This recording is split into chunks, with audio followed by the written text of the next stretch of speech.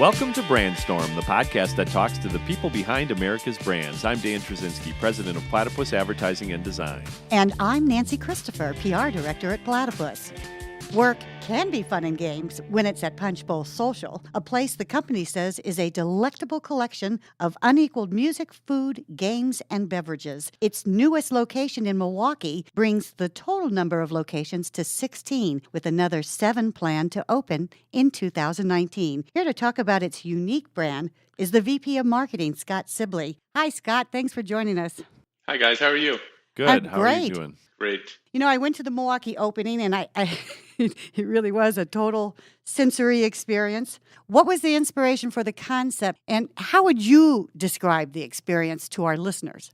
One of the most, fun things we do every opening is this grand opening party that is really the kickoff of a culmination of a lot of planning and design approach and a ton of work that goes into opening each one of our new locations. And, we have a very eclectic approach, like you talked about, in terms of our design concepts, mountain lodge, Victorian, mid-century modern and industrial design. But we also put a final design element together, which influences the actual location in that local market, which in Milwaukee was based on the area's beloved lake culture and German roots and deeply entrenched beer industry. All of those elements were built into the karaoke rooms, into the design of the walls and the tables and different features throughout. So it really does feel like it is part of the fabric of that market. Yeah, I think in the karaoke rooms you had a Liberace room. There's a cheese room. There's a cheese room, of course. It has to be. The third one was, wasn't it Steve Miller? Yeah, think Space Cowboy. So the entire room is just is like on the surface of the moon, and it really is an homage to the Steve Miller Band, which is just hometown. It's so fun to be able to play with those connections of the hometown, right? Yes, exactly. We do a lot of naming projects here at Platypus, and so I'm always curious. You've got a unique name. Why Punch Bowl Social? It's kind of unusual. One is more conceptual, and I think other is just sort of good luck. I think back in the Victorian era, which is part of our design tenets, there were things called Punch Bowl Social, where people would get together over a bowl of punch and look each other in the eyes and have a conversation socially as friends and in groups. So that was like kind of a main driver of how the brand has come together, the experience that we deliver, but also just the name. Also, the name Punch Bowl has 9 letters in it, which is one of the founder, Robert Thompson, has a couple things like that, which he, likes to build into kind of the concept as well. It's very, there's a lot of positivity around the number 9. His kids all have 9-letter names, things like that. So it is kind of built into that sort of idea too. But I think bigger than that is the kind of the idea of just coming together over a bowl of punch and sharing socially with one another is a big driver of what's behind that name too. They're tasty too. Yeah. So when you have these themes that are specific to each market, is that difficult from a standpoint of extending the brand across different cities, or what are the common threads? The common threads, we have certain spaces inside our buildings that are the same, but they're interpreted differently depending on the type of building, right? So if it's a brand new build in an entertainment district like in Milwaukee, that's interpreted one way. If it's an adaptive reuse building like here in Denver, at a Stapleton location where our headquarters is, it's interpreted differently. But there are elements like our holiday lodge, our 360 bar, our karaoke rooms like we talked about. There's some consistent elements that are the same, quote unquote, but they're interpreted differently based on those environments in those local markets to make it feel really special and ownable that way. So we definitely have multiple locations, obviously, but we really kind of look at them as each individual location doing the best we can for that individual market. So what about the games? Are they specific to the area too? Because I'm sure there are games here in Milwaukee that we do that other people don't do. Yeah, again, like the concept. Yeah. What did you say? Sheep's head. Oh, okay.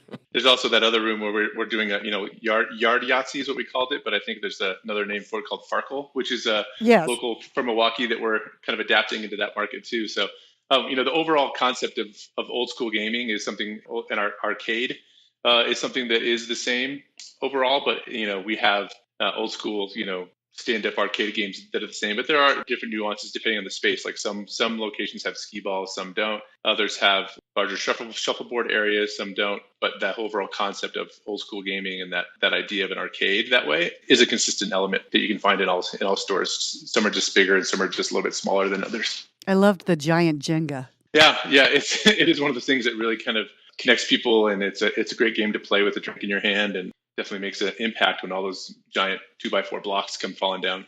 which I'm sure with drinks in your hand, the blocks fall down quite a lot. Yeah, the level of difficulty increases as the night goes on. Exactly. So you are opening a lot of locations this year. We are. What are you looking for when you're scouting new markets? There's a whole group of folks here who work on the real estate profile, and we've gotten, I think, as we've grown, actually better at choosing locations for a number of different reasons.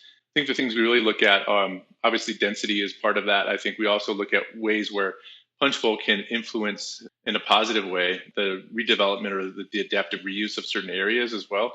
So we look at that. We're also very connected to millennials and the Gen Z demographic, right? So we're looking for those kind of areas where those densities of those populations are not long distances away from where we are. So we've had this kind of shift where we started looking for real estate things, and now kind of real estate is sort of coming to us to grow their profiles as well because of our ability to kind of change the face of a development, given our scale and our size and our volumes that we do. So we're really kind of looking at picking and choosing the right places where we can knock off a number of those different aspects. You mentioned at the top of the show the big party when you come into a market. Do you have any other marketing strategies that you use when you enter, a new market? Yeah, we work directly with local PR firms when we come in. We have a national PR firm that we work with who manages a lot of our open stores, but we really feel like it's important for each location to feel special and local, even though we have multiple locations. So it's kind of a tenet that I've touched on previously, but it's really important for us to be connected to the fabric of that market. So we use a local PR firm for a number of months to help us get deep into the connections of the market and help us launch that way. We also obviously do a bunch of paid media. We do paid media just kind of to raise name awareness, because even though we have 16 locations at this time, a lot of people don't know, they know the one that they go to, and they don't know that we have 15 others. It's kind of the way that we like it, and it's also something that we want to connect people, but we don't want it to ever sort of be that big chain, in a bad word that way. Chain can be a good thing, and we like that, but it's very individual. But, it's not always easy to get publicity or media coverage with a restaurant or a bar. Mm-hmm.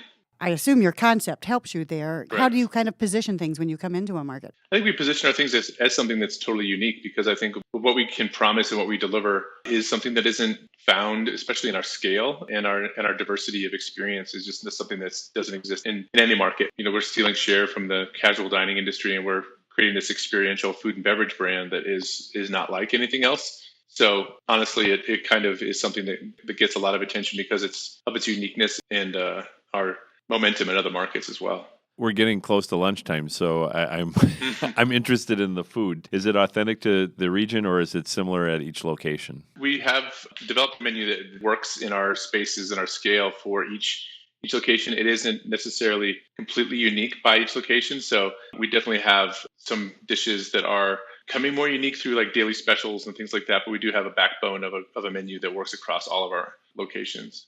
What's your favorite thing on the menu? The green chorizo fries, I think, is a very interesting item that I love. I love the knockoff burger, and our Alabama chicken sandwich is amazing. I think we've also innovated a lot in tacos, which is obviously a huge staple of all American food at this point. And I think, we've really focused on the fact that, not everybody's looking for a boozy cocktail all the time. So we've developed a really rich craft non-alcoholic beverage program, which is really interesting. I think, some people, they may have an NA beer or NA cocktail, but ours is the same attention that goes into developing the craft cocktail on the alcoholic side goes into the non-alcoholic side, which is a growing trend with everyone, especially millennials, as you're looking at is to kind of mitigate some of that alcohol at all times. So great idea. I was also impressed with the amount of people you had working on the night of the opening. My plate, my drink, they were never empty.